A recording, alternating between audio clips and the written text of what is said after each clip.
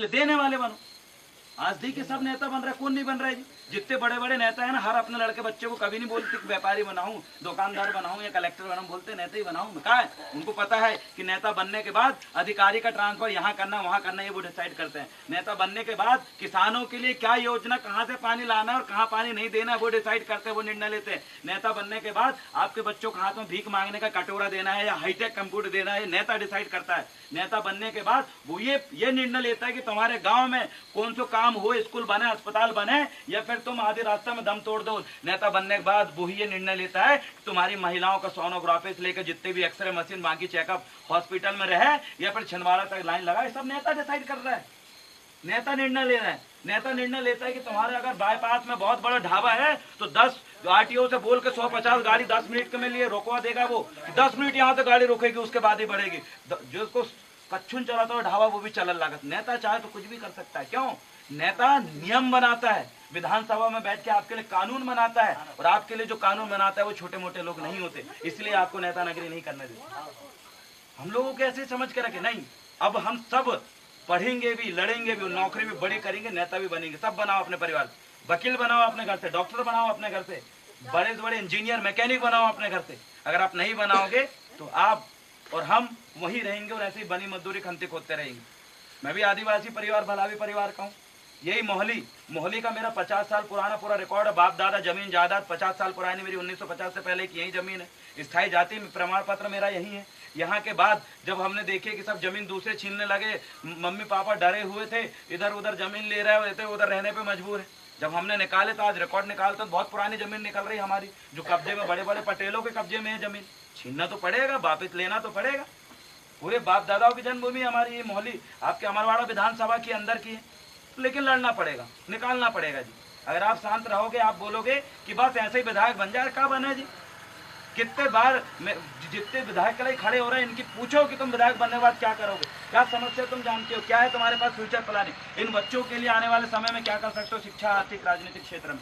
एक road map नहीं है, और जिसके हाथ में टार्च नहीं है वो आगे के रास्ता अंधेरे में कहां से देख ले। थोड़ा ढूंढो, एक एक कदम बढ़ाओ। आज हम यहाँ पर गांव में आए, इसका मतलब यही है कि हम सोचते हैं, लड़ते हैं। हमने बोले कि अभी तक हम सड़क में लड़े, अब सड़क में खूब लड़ ले, अब हम इस बार चुनाव लड़ेंगे और चुनाव लड़के ऐसे लोगों को जवाब देंगे कि तुम्हारे बहुत हो गई।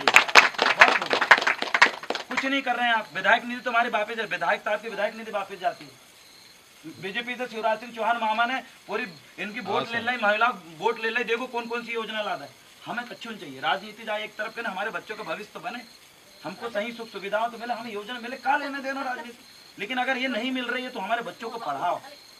4 बच्चे हैं तो एक बच्चे का वकील बनाओ, एक का डॉक्टर बनाओ और एक का नेता भी बनाओ और बाकी बड़े अधिकारी बनाओ। अपने घर परिवार में भी शिक्षित करो। नहीं करेंगे, लोग बोला क्या करे रे, पढ़ के रे बक्का राख के नौकरी लगने रही के बक्का राख खाए भाई कुछ हुआ। अरे ये बोल बोल के आज हमारे लोगों को अनपढ़ बना के रखे और उसके लड़के लोगों को बाहर पहुंचाते, पढ़ा लाई विदेश में पढ़ाए नेताओं ने। और हम आज भी वही भाई, पढ़ लिख के नौकरी लगती है, मेहनत करना पड़ता है, मेहनत करना पड़ता है। हमारे पास आज देखिए कॉलेज में पता कितनी स्कॉलरशिप मिला, एक एडमिशन कराओ कॉलेज में जी। मैं भी पढ़ाने वाला हूँ, जितने कॉलेज पढ़ाने वाले उनसे पूछने 10,000 रुपए कॉलेज में लगा तो स्कॉलरशिप 25,000 मिला। कितने लगा है? 10 मिली कितनी, 20, 22, 25, 23,000 मिला क्या नहीं। और जब कितने लग रहा हो पैसा, और क्या हमारे पास पैसा नहीं है। अरे स्कॉलरशिप मिला वो तो देखो सियाने, तुम्हारा लड़का बता रहा है कि नहीं, तुम्हें वो पूछो। गृहवास का पैसा मिलता है, हर महीना रूम किराया जो बच्चे रहता है उनको 1200 रुपए, 1250 रुपए डलता है रूम किराया। कहाँ जा रहा है वो पैसा? रहन लाई तुमको किराया दे रही सरकार, पढ़ाने लाई दे रही, क्यों नहीं पढ़ाते बच्चों को? और फिर भी आप बोलोगे कि नहीं पैसा नहीं है। अरे क्या पैसा नहीं है? छात्रवृत्ति मिलती है, किनको नहीं मिलती बताओ? हर किसी को मिलती है, जितने पढ़ने लिखने वाले बच्चे। पढ़ाता नहीं है, आपको भरमाया गया है कि बच्चों को मत पढ़ाओ करके, गलत फहमी है। बच्चे पढ़ेंगे तो अधिकारी कर्मचारी के सामने डकर सकते हैं, बच्चे पढ़ेंगे तो तुम्हारे पास कोई कागज चाहे ना तो पढ़ लिख के साइन करें, तो आंख बंद करके एक ही जमीन होने कब छीन लो पता नहीं चले सियाने के, फिर कहते अरे पता नहीं चलो कहते, और मत पढ़ाओ। ऐसे छीन है तुम्हारी जमीन, वो क्या आधार कार्ड बना रहा है, साइन करो, तुम्हारी जनगणना के लिए देखो वसीयत में साइन करा ले होगा। मर गए वसीयत मेहनत गौ से नहीं कहते कभी, वो सामने वो जमीन लेन देनी करत जिन सामने कहते रजिस्ट्रार के सामने कैसे हो गई ट्रांसफर, वसीयत करा लिया पहले उसने तुम्हारे यहाँ। तुम मर गए तो तुम्हारे लड़का बच्चे से मिलना सच हो, कहीं को तो पावर ट्रांसफर करा लेते हैं, जिंदा है मालिक ये बैठा जमीन का, पावर ट्रांसफर करा लिया, इनकी जमीन दूसरे को बेचने का अधिकार मिल गया, गपा गप बेच दो, इन्हें पता नहीं चली जमीन देखो, अरे फिर जाके लगा बच्चे जाकर आपत्ति लगा रहे। अरे पढ़ाइए, नहीं पढ़ाओगे तो कुछ नहीं बचेगा। सही है, वैसे नहीं जमीन बचेगी कुछ। और आज बचे क्या है हमारे पास, लड़ना पड़ेगा जी। जमीन जितनी ट्रांसफर वापिस भी आ सकती है, ऐसी कई जमीन 50-50 साल पुरानी जमीन वापस लाए हैं। पढ़ाओ बच्चों को, नहीं पढ़ाओगे तो आज यहाँ तो तुम्हें काम हो जाए, दूसरी जगह कभी हॉस्पिटल में फटक गए ना तो पढ़ा जो का लिखो, कौन सा वार्ड लिखो का भैया बताइए, जो का लिखो का, और मत पढ़ाओ, घुमत रहो हॉस्पिटल में, मत पढ़ाओ। का कह रहे पढ़ा, अब बीमार हो तो वहीं जान पड़त करें। आधार कार्ड बनाने के जो कौन सा बाबू वो चपरासी से पूछत आधार कार्ड बनवाने, अरे उत्ते बैठो बाबू, वो में लिखो, पढ़ना नहीं आवे आपका, करे पढ़ाना जरूरी है। दैनिक जीवन में कहाँ कहाँ कौन कौन सी आपत्ति जाती है।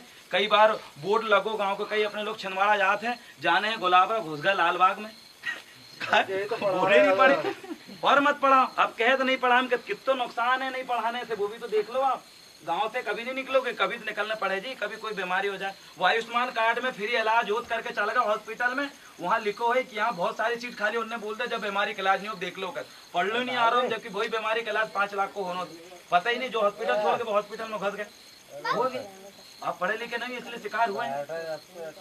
इसीलिए हमको अपने बच्चों को 2 वक्त खाना मत खाओ, बच्चों को पढ़ाओ और अच्छे नेता चुनो भविष्य बनाने वाले।